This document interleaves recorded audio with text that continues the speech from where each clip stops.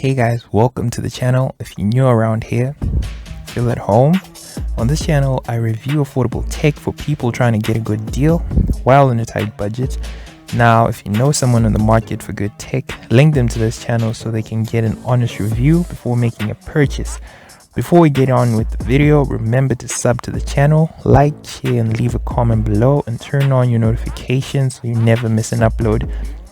In this episode, we're reviewing the Dell Latitude 5420. It's a 2021 model with an 11th gen Core i5 CPU running at 3.3 GHz. That's fast. It also has Intel Iris graphics and 16 gigs of DDR4 RAM. This laptop has a 1920 by 1080 touchscreen, which is also very bright and responsive. However, it does not flip all the way back, so you will be using it in regular laptop mode. It does not rotate into a tablet.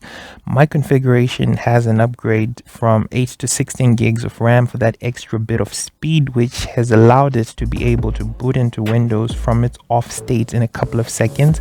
As far as I/O, this laptop has one full-size HDMI port, two USB-A, a headphone jack, micro SD card reader on the right side of it. On the left, it has two USB-C ports that support fast charging, and that's pretty much it. At the bottom of the laptop, you can see a pretty standard mesh pattern for cooling. There is also another mesh to the left of the laptop. Let's open it up to see the insides of it. You can already tell before the cover is off by the mesh design on the bottom. It has one fan. To those of you who might be confused to the mesh I keep talking about, I'm referring to the holes at the bottom of the laptop that are like little lines where the hot air comes out.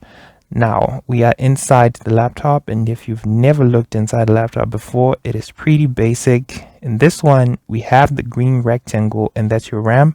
You also have the network cards with the white stickers and your Wi-Fi and Bluetooth cards as well. This laptop has a single fan for cooling, which runs very silently, and you can see the piping that carries the heat from the CPU to the fan and out the mesh at the back of the laptop.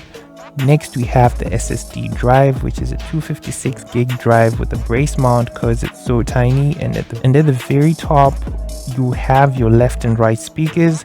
Now, the big black rectangular thing you've been looking at is your battery, and the bluish thing is your motherboard. Those are the two things that take up the most space in your laptop, unless you have an older laptop with the mechanical drive and the DVD-ROM, and I presume your motherboard and battery are much smaller.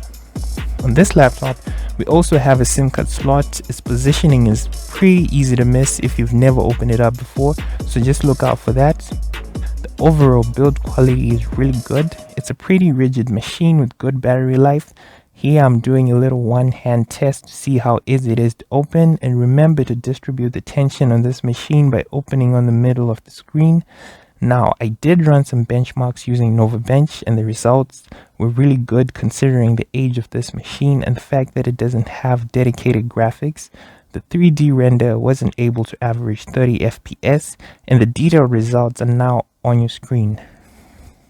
So as far as actual gameplay, I used split second as the benchmark with all the settings cranked up. The laptop's 1080 by 1920 screen really makes the game run beautifully.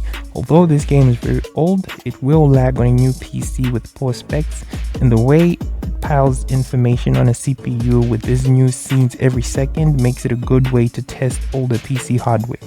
Based on the performance of this laptop on split second, it's fair to assume it'll run Need for Speed, Skyrim, and all the AAA titles. Another core function of this PC is productivity.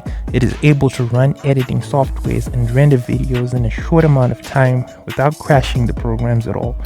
Overall, if you have a budget that is flexible and want a laptop that'll last for at least 3 years while performing well, this is a good purchase. That's the end of the video. I'm out.